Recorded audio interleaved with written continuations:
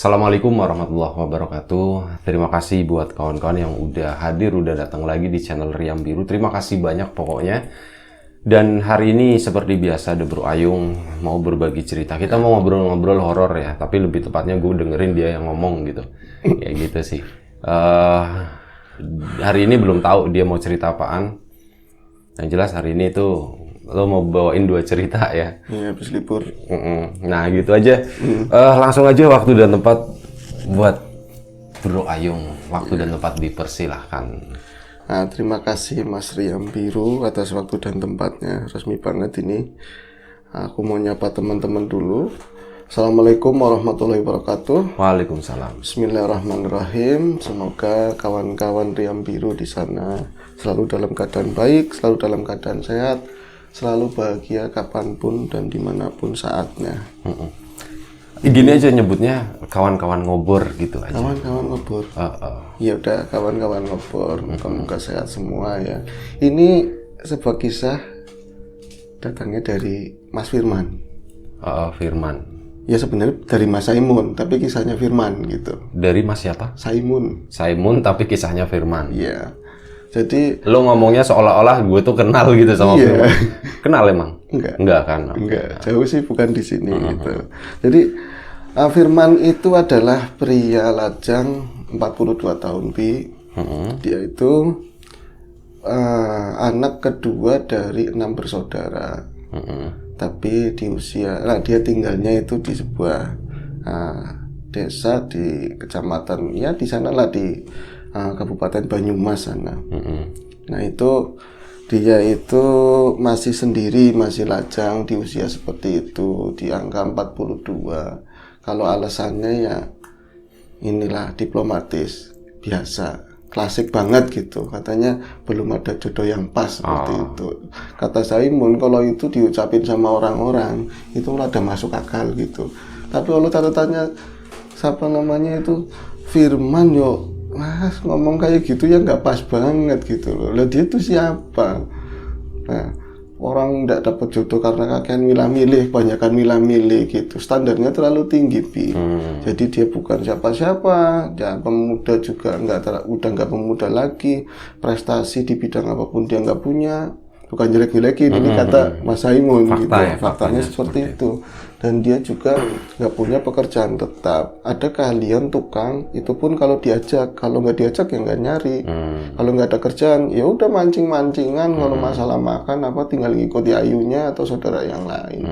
Seperti itu. Jadi kalau dia ngomong itu kayak tadi, belum ada jodoh yang nggak pas, itu buat orang lain itu pas. Kalau situ yang ngomong, waduhmu kan begitu. Nah itu singkat ceritanya, dia itu katanya punya standar yang tinggi terhadap cewek itu.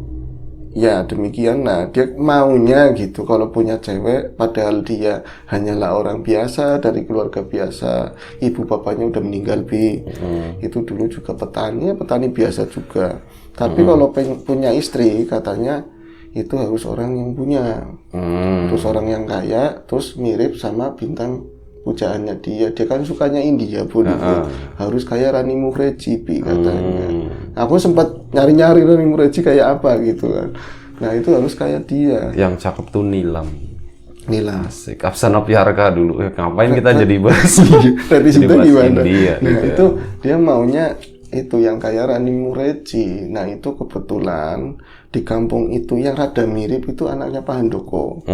Itu juragan kayu gedean lah, ya orang kaya rayanya di sana. Itu kan kayak punggung merindukan bulan.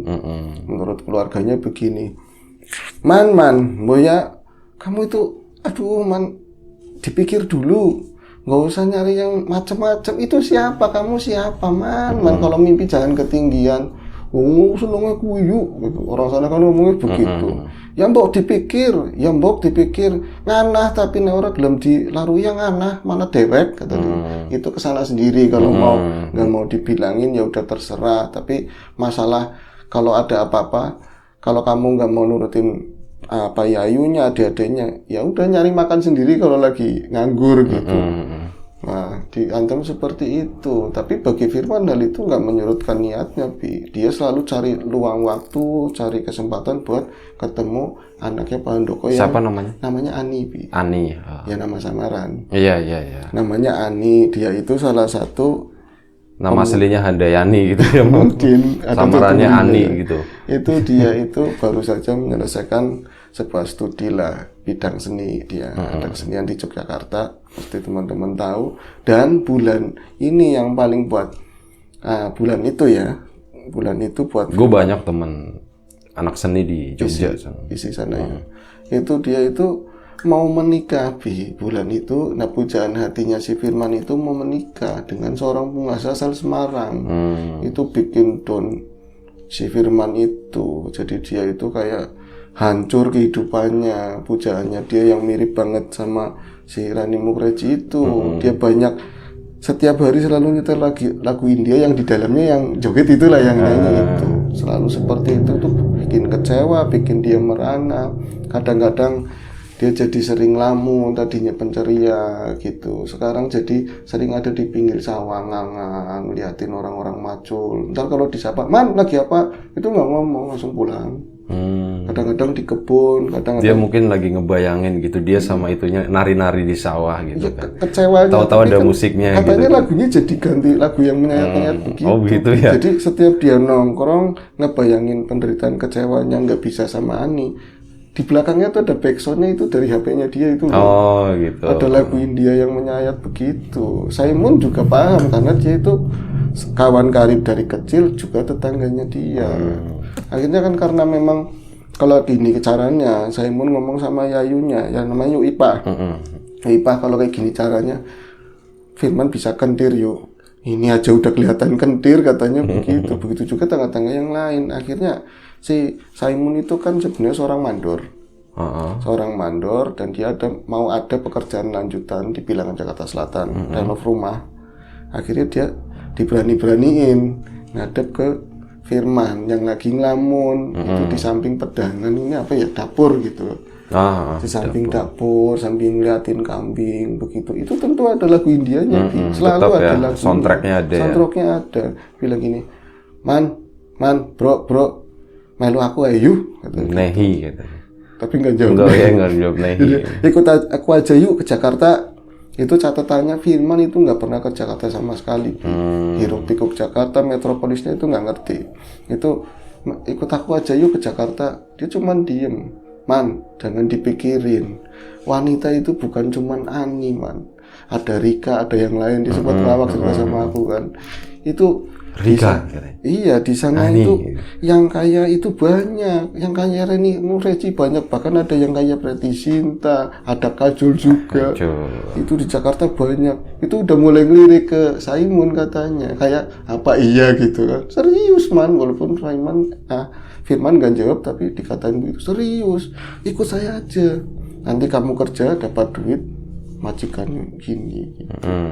Itu ternyata walaupun gak ada sambutan omongan, kapan berangkatnya katanya gitu. Kapan berangkatnya itu gayung bersambut. Jadi Simon asem, aku niatnya bercanda jadi beneran gitu kan. Akhirnya berangkatlah mereka ke sana, ke Jakarta, Bi. Dan itu Ani jadi menikah dengan pengusaha tersebut.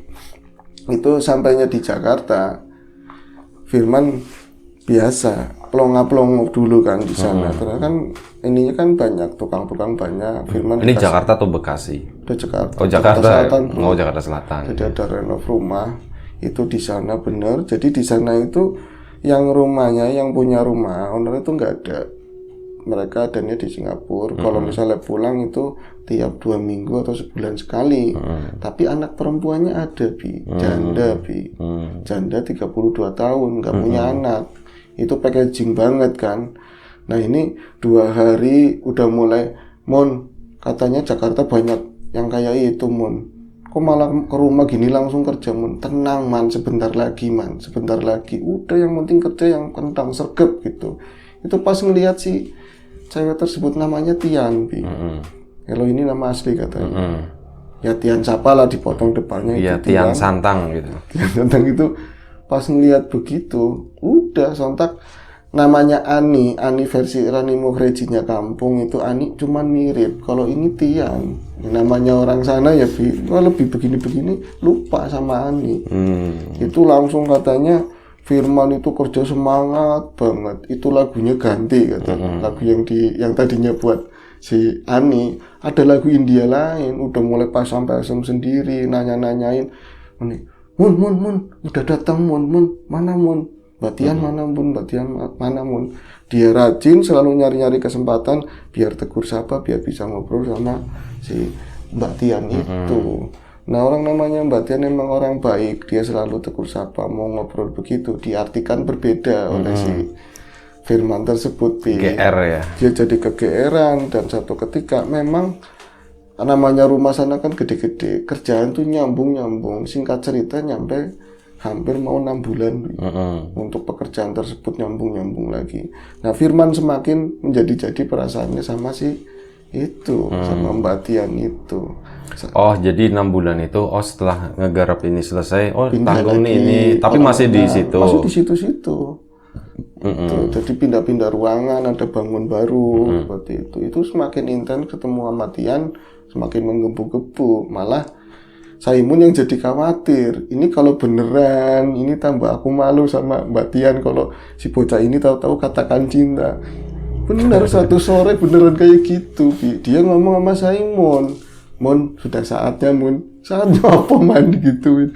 Mun, aku udah nggak tahan banget. Nggak tahan ngapain? Aku mau ngomong kalau aku sayang sama Mbak Tian. Man, mau dipikir lagi man, kamu itu siapa man? Enggak Mun, ini udah jelas dia udah. Ini mistiknya nanti belakangan gitu ya Bi. Jadi man kamu dipikir lagi. Enggak man, orang itu kalau suka kelihatan, ngobrol ditanggapin, tegur sapa. Sering kan aku ngeliat ngobrol sama dia, aku juga ngobrol man. Enggak, ini beda, dia pasti suka sama aku. Wis, kamu gak usah ikut campur. Itu malam itu Bi ngomong Bi, katakan cinta. Bener-bener ngomong ya. Kata Simon yang liatin dari ruang sebelah itu ngomongnya, dia nggak dengerin itu si Firman ngomong apa, udah jatuhnya malu duluan, tapi jawabannya masih ingat. Katanya gini, Mas Fir, gimana ya kok jadi katakan cinta sih, jadi ngomong begitu gitu. Mas Fir kan baik, aku juga baik, aku tuh kayak gini orangnya, mendingan kita saudaraan aja, kayak kakaknya aku gimana, kok jadi malah ngomong cinta-cinta begitu, aku jadi malu, lagi aku janda. Enggak digitu, jangan bercanda. Itu langsung ya udah katanya gitu. Yang ngomong apa lagi tuh ya udah, HP dimatiin. Itu katanya ada backsoundnya juga ngomongnya Bi. Ada backsoundnya, HP tetap nyala. Kasih soundtrack ya. Itu malam itu jadi mungkin kehancuran yang kedua. Itu durasinya lebih hebat, powernya lebih gede daripada ke Ani. Dia itu pulang kampung. Tanpa ngomong sama Saimun, ngambek tanpa ngomong sama Tian, jadi dia tahu-tahu nggak ada gitu. Nah Saimun langsung nelpon ke rumah, Mbak Ita, adimu hilang gitu.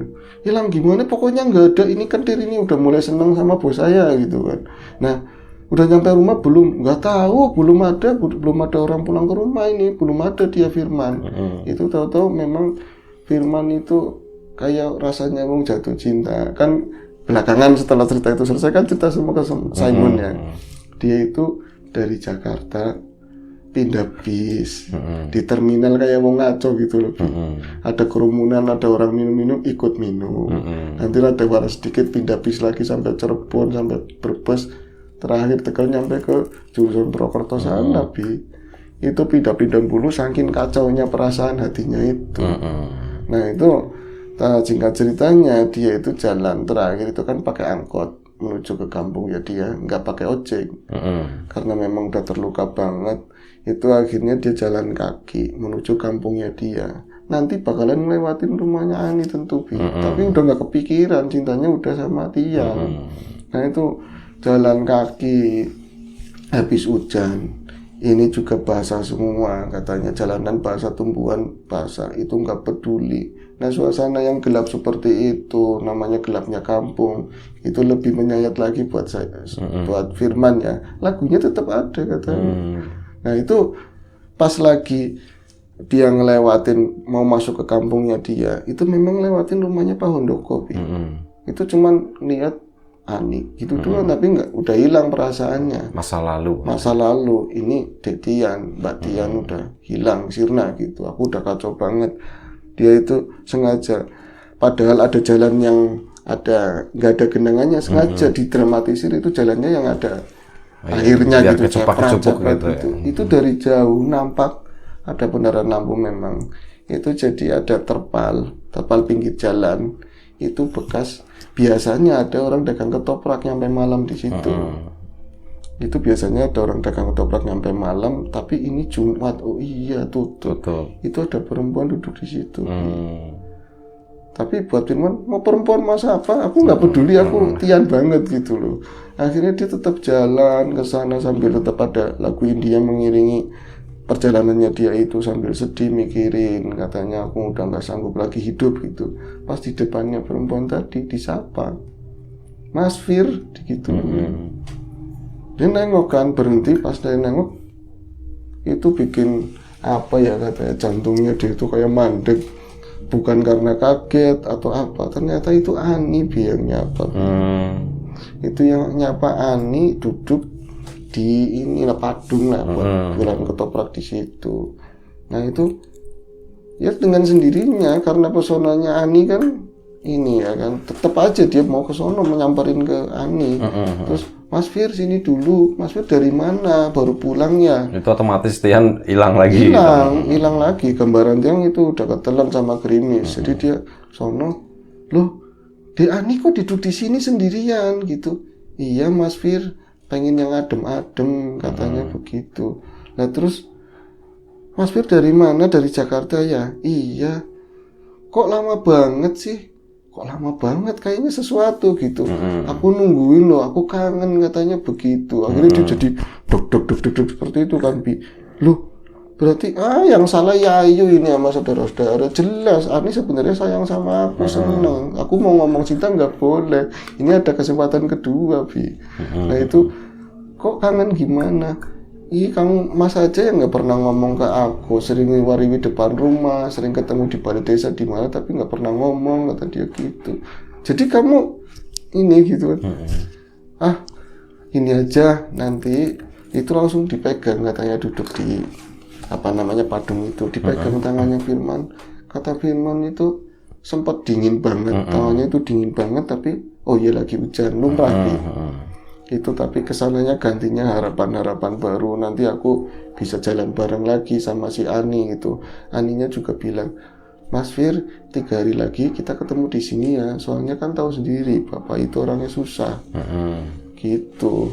Itu jalan ke rumah, katanya udah ganti ini lagu lagi, ganti soundtrack. Di sana udah seneng banget. Jakarta lupa ya. Jakarta Tian itu udah lupa. Nah ini siapa, Yayu Ipa pas ngelihat si Firman datang ceria, dia rajin, duit yang dia pernah simpen dikasih ke Yayu Ipa semua, ini buat cadangan yuk kalau aku mau nikah, kata gitu. Itu piye Saimun, katanya Firman terluka apanya, orang seneng banget girang begini, tapi nggak cerita. Nah itu saking penasarannya diteleponlah ke Saimun ke sana. Saimun dapat telepon itu nggak percaya, pulang kampung. Buktiin. Pulang kampung.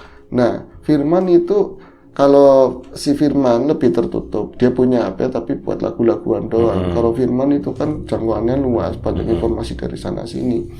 Pas ketemu sama si Firman, dia bilang begini, Man, iya Man, kamu baik-baik saja, Kaman, semua baik-baik saja. Baik-baik, Mun, semua oke, kata dia begitu. Mun, aku tuh seneng banget. Lah kemarin terluka, bolos, kok seneng banget begini, kenapa? Diceritakan semua kalau dia itu ketemu Ani. Ani ternyata berharap banyak sama Firman, tapi Firman gak nembak. Ini semua salahmu, Mun, salah Yayu. Jadi dia akhirnya kayak kemarin. Nah terus orang dia sendiri nikah apa, kata siapa nikah? Itu dia memang bilang di ketemuan itu nikah cuma 2 bulan, dan nikahnya karena dipaksa orang tua, Bi. Sekarang jadi janda. Ini langsung pas diomongin begitu, Firman langsung lari ke dalam, Bi. Yuk gawat, yuk parah yuk. Firman atau Saimun? Saimun langsung lari ke dalam. yuk parah yuk, adikmu parah yuk, kendir yuk. Loh, aku cerita bahagia kok ini kendir-kendiran. Ada aku itu udah ke dalam, udah masuk ke dalam itu. Kenapa? Masa itu katanya ketemu Ani, katanya mau janjian 3 hari lagi, begitu. Itu cerita nemuin, si Simon itu nemuin Firman itu adalah 2 hari, berarti ini sore, malamnya mau ketemu Ani. Itu akhirnya, ya Allah, bocah gendeng, bocah kentir, kamu emang gak tahu ternyata si Ani itu udah meninggal. Jadi dia itu memang ceritanya benar, ada tekanan dari orang tua untuk menikah, tapi setelah perjalanannya 2 bulan itu dia cerai. Tapi dalam keadaan hamil, laki-lakinya nggak ngerti. Nah, dia itu membesarkan kandungan sendiri, tapi Sorry, agak kenceng bro. Ya, dia itu nggak tahu kondisinya lagi hamil pada saat dia diceraikan itu. Jadi 2 bulan menikah, cerai, tapi udah ngisi. Mereka nggak tahu itu perkaranya gimana, apa nggak periksa, apa nggak mau ngerti, nggak diceritakan. Tapi dia akhirnya membesarkan perutnya sendirian. Itu sekitar mau usia 6 bulan, ada kontraksi hebat. Sampai dibawa ke rumah sakit, apa dia meninggal dua-duanya. Jadi cabang bayinya iya, si Aninya juga iya. Nah, udah 2 minggu ini warga itu diteror sama kemunculan Ani dengan gaun putih. Itu selalu nampakin ke siapa aja yang lewat, terutama cowok. Itu selama 2 minggu terakhir setelah kematiannya Ani itu sering nampakin, jadi nyerupanya dia, atau orang bilang itu arwah penasarannya Ani karena terluka lah kayak gitu. Nah, ini didengerin sama Firman nggak bisa nerima, nggak banget, nggak bisa. Orang itu asli, saya pegangan tangan manja Allah nyebut. Kalau nggak percaya tanya ke semuanya. Simon aja ngerti. Simon kenal lagi, kenapa nggak ngomong? Kamu mau ngakal-ngakalin. Dasarnya kalian itu nggak pengen aku bahagia begitu. Itu tetap tambah stres. Hari itu ditemuin di tempat mana tadi, tukang ketoprak. Malam itu nggak ada ketemu. Dia nggak hadir. Itu si Firman tambah stres, itu lebih parah lagi. Itu kadang-kadang lamunya di galengan sawah. Ini akhirnya diobatin sama orang gitu, manggil orang buat diobatin. Jadi setelah itu dia itu selalu nyeracaunya Ani terus. Kalau ngimpi ketemu, sampai berjumpa dan lain-lain sama Ani gitu. Nah, kata penjelasannya orang yang ngerti itu, ternyata itu adalah bukannya arwahnya Ani, tapi itu adalah sundel bolong. Iya. Nah, ini nyambung kayak cerita-cerita di film-film. Memang kalau misalnya orang meninggal yang dalam keadaan hamil, biasanya jadinya itu ya, bukan kunti ya. Iya, jadi sebenarnya ya namanya orang meninggal kan udah meninggal gitu kan. Ini yang gue percaya gitu, orang meninggal udah meninggal, nggak ada urusan sama ada urusan. Ini ceritanya itu kan jin. Nah, anggap aja itu jin yang menyerupa gitu ya. Biasanya gini kan bedanya kuntilanak sama sundel bolong itu. Kalau kuntilanak itu nggak ada urusan sama yang namanya anak atau bayi. Betul. Tapi kalau yang sundel bolong itu memang ada urusannya sama itu, yang dihubung-hubungkan sama itu tadi. Orang meninggal, kondisinya hamil, kayak gitu, belum keluar ya. Ya itu nanti akan kayak gitu. Dalam kubur lah. Ya, nah betul kayak gitu. Itu katanya kayak gitu. Jadi bedanya itu sih. Makanya gini, yang sosok sundel bolong itu kan boleh dibilang jarang. Banyakan kuntilanak gitu. Powernya juga hebat. Sundel bolong itu kan ya ibaratnya kayak dua nyawa gitu lah ya. Dua power jadi satu gitu kan. Si sosok gedenya sama sosok kecilnya itu tadi. Ya intinya seperti itu sih. Bedanya cuman itu. Sundel bolong itu jarang. Karena itu tadi. Kasus-kasus meninggal. Kayak gitu pun jarang gitu kan. Bisa dihitung. Jadi tapi lagi-lagi ini nggak ada hubungannya ya sama yang udah meninggal sama ini. Orang meninggal lagi hamil, apalagi kayak melahirkan itu kan meninggalnya syahid gitu kan. Itu ya biasalah, jin ada yang nggak suka atau gimana, atau memang sengaja memang memanfaatkan momen seperti itu. Nah, ini tak hubungin kejadian tadi, ceritanya nggak panjang. Itu diobatin sampai berapa hari sampai benar-benar Firman itu terlepas dari bolongan sundel tadi, sundel bolong, supaya nggak terus ngawangin apa ya, terus neror si Firman. Katanya nyampe bener-bener Firman itu bener-bener ya gimana, kayak pasangannya dia di mana aja itu ngikut terus. Dan setelah sama Firman, teror keluarga itu nggak ada, Bi. Jadi kalau yang lihat katanya Firman jalan malam itu ada di belakangnya, di sampingnya kayak gitu terus. Tapi alhamdulillah disyariatin, berhasil lepas. Nah ini mau tak sambungin sama cerita nyata yang belum lama ini terjadi di kampung aku. Itu ya ada satu malam aku duduk sama Bro Tuying, sama Om Tommy juga. Itu ada gini, makhluk baru. Bukan yang penghuni situ asli, yang kita di Jamal itu. Jamal itu kan banyak makhluk-makhluk. Itu ada makhluk baru. Yang ada tamu anyar kata. Si Jamal tuh di atas. Oh iya, ada si ini, dia bilang gitu, Mas Tommy. Ada tamu anyar yang gitu. Cakep oh yang. Apaan orang Pulungan Sundel gitu, Sundel bolong gitu. Loh, aku baru lagi nih. Biasanya yang merah, kalau merah yang lama yang. Iya, kalau ini baru. Kisahnya gimana yang? Coba dilihat. Diusir. Ada tempat yang lama, dia ada benturan sama satu dari sama-sama ini golongan mereka. Yang keduanya memang rumah yang dia tempatin itu dibersihin. Jadi dia itu pindah ke daerah kami. Nah di situ habis ada orang meninggal, 7 bulan meninggal, dan dia selalu menyerupakan diri sebagai orang tadi. Bahkan pas datang ke kami itu wajahnya orang yang meninggal tadi 7 bulan. Iya kayak gitu, bikin fitnah ya. Bikin fitnah dan gak ada hubungannya sama sekali sama yang meninggal tadi. Ada literasi yang menyebutkan kalau sundel bolong, kata sundel itu dari kata sundal ya. Sundal itu kan perempuan, maksudnya ya yang perempuan yang nggak baik gitulah ya. Kayak gitu, dan seperti itu hamil terus meninggal, ya kemungkinannya akan seperti itu gitu. Katanya kayak gitu. Itu asal muasal istilah sundel bolong lah. Ini ada hubungannya sama film juga sih, nggak tahu sih yang mempopulerkan itu film gitu ya. Katanya sih film itu ya tetap ada dasarnya, ada yang backup, dia yang ngalamin, nyaksiin itu ada dasar seperti itu. Iya, berdasarkan yaitu cerita-cerita dari orang-orang. Tapi khususnya Indonesia, kalau di luar ya nggak ada. Di luar beda-beda sih, tiap daerah itu beda-beda setahu gue ya. Kalau nggak salah di Bali pun nggak ada, atau jarang lah, kita bilangnya jarang ya. Yang namanya pocong kayak gitu. Waktu itu katanya bukan pas lagi kita bareng-bareng, tapi Bro-nya di dalam. Itu dia nempatin kamar yang paling depan, ada jendelanya, jendela itu ada gambar merak, itu dibuka. Tadi ceklek ke sini. Gambar merak di kaca gitu. Ada gambar merak di kaca. Mozaik gitu ya. Ada mozaik.